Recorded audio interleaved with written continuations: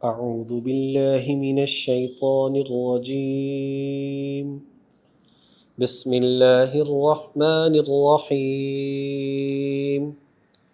وآت ذا القربى حقه والمسكين وابن السبيل ولا تبذر تبذيرا إن المبذرين كانوا إخوان الشياطين وكان الشيطان لربه كفورا صدق اللہ العظیم۔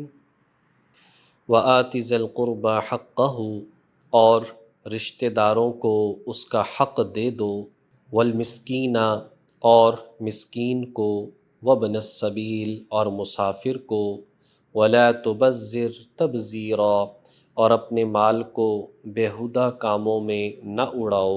ان المبذرین، بے شک جو لوگ بیہودہ کاموں میں مال خرچ کرتے ہیں، کانوا اخوان الشیاطین، وہ شیطان کے بھائی ہیں، وکان الشیطان لربہ کفورا، اور شیطان اپنے پروردگار کا بڑا ناشکرا ہے۔ بات چل رہی تھی کہ آخرت کی کامیابی کس طرح سے حاصل ہو سکتی ہے۔ چند باتیں اللہ رب العزت نے ان آیات میں بیان فرمائی، جن باتوں پر آخرت کی کامیابی موقوف ہے۔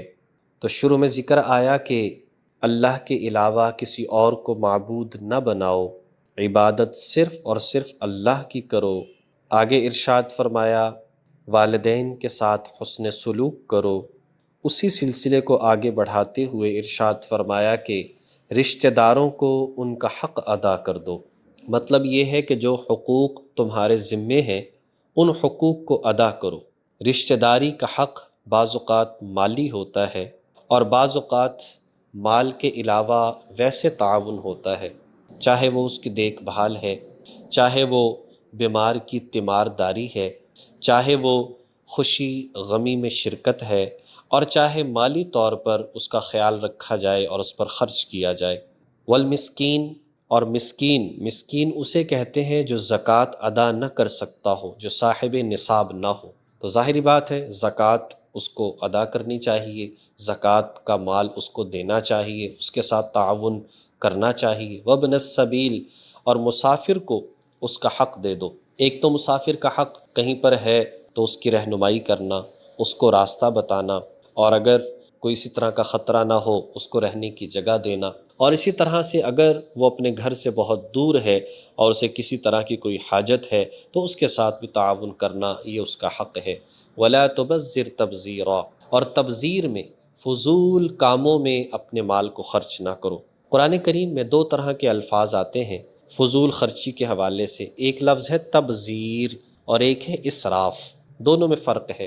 ویسے تو فضول خرچی کے لیے استعمال ہوتے ہیں، لیکن اسراف کہا جاتا ہے جائز کام میں حد سے زیادہ خرچ کرنا، اس کو فضول خرچی کہتے ہیں۔ کام جائز ہے لیکن حد سے زیادہ خرچ کر دیا۔ مثال کے طور پر شادی کا موقع ہے، پتہ ہے کہ 50 بندوں کا کھانا تیار کرنا چاہیے، لیکن جان بوجھ کر 150 بندوں کا کھانا تیار کیا اور 100 بندوں کا کھانا ضائع کر دیا۔ ظاہری بات ہے فضول خرچی ہے۔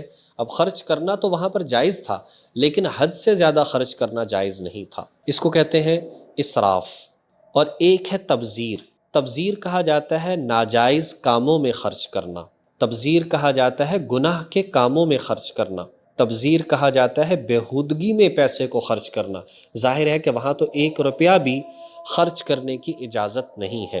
تو یہاں پر یہی بات ارشاد فرمائی، کہا کہ تبذیر سے، فضول خرچی سے بچے رہو، اور کہا کہ جو لوگ بیہودہ کاموں میں، گناہوں کے کاموں میں، بہت ساری صورتیں ہیں، رسم و رواج، اور اسی طریقے سے آتش بازی، اور اسی طرح سے بہت زیادہ لائٹنگ کا انتظام، اور اسی طرح سے لوگ شراب، اور اسی طرح سے میڈیا کی بہت ساری ناجائز صورتیں ہیں جہاں پر اپنے پیسے کو ہم خرچ کرتے ہیں۔ تو کہا جو ایسا کرنے والا ہے یہ کانوا اخوان الشیاطین، یہ شیطان کے بھائی ہیں۔ ایسا کیوں قرار دیا؟ دراصل شیطان یہ چاہتا ہے کہ لوگوں کے تعلقات آپس میں ٹوٹے رہیں، اور اس کے ذریعے سے سب سے زیادہ ٹوٹتے ہیں۔ ظاہری بات ہے کہ ایک گھر میں رہنے والا اگر ایک بندے کا پی این ہے، ایک بندے کا ڈرائیور ہے، ایک بندے کا باورچی ہے، جب وہ یہ دیکھے گا کہ میرا مالک اتنا پیسہ خرچ کر رہا ہے، گناہ کے کاموں میں خرچ کر رہا ہے، اور میری ضرورت یہ ہے کہ میں علاج معالجہ نہیں کروا سکتا، میری ضرورت یہ ہے کہ میں اپنی بچی کی شادی نہیں کر سکتا، تو لازمی طور پر اس کے دل کے اندر نفرت آئے گی اور لڑائی جھگڑا پیدا ہوگا اور شیطان کا مقصد پورا ہوگا۔ تو کہا کہ یہ تبذیر کرنے والا چونکہ شیطان کا کام کر رہا ہے، لوگوں کو توڑنے کا ذریعہ بن رہا ہے، تو اس وجہ سے کہا کہ یہ شیطان کا بھائی ہے، اور شیطان تو اپنے رب کا بڑا ہی ناشکرا ہے، یہ انسان بھی ناشکرا کہ اللہ نے اس کو مال و دولت عطا فرمایا، لیکن یہ اس مال و دولت کو ناجائز کاموں میں خرچ کر رہا ہے۔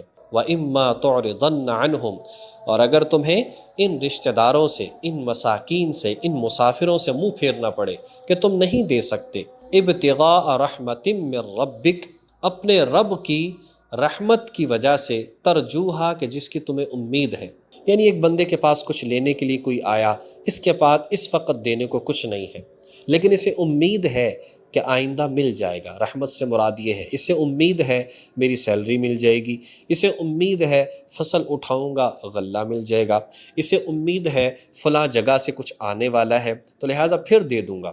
تو فرمایا کہ فَقُلْ لَهُمْ قَوْلًا مَيْسُورًا، تو ایسے میں ان کے ساتھ نرمی سے بات کر لیا کرو، یعنی کوئی مانگنے والا آئے، اگر نہیں دے سکتے تو اچھے طریقے سے معذرت کر لو، اس کو جھڑکنا نہیں، اس کو یہ نہ لگے کہ مجھے ٹرخا دیا گیا ہے، اسے یہ نہ لگے کہ مجھے جو ہے واپس کر دیا گیا ہے، بلکہ کوئی عذر بیان کیا جائے۔ یہ بات ہو رہی ہے رشتہ داروں کے حوالے سے، اور جو ویسے لوگ جو ہے، جو پیشہ ورانہ لوگ مانگنے والے، بس ان سے اچھے طریقے سے معذرت کر لیں کہ میں نہیں دے سکتا بس۔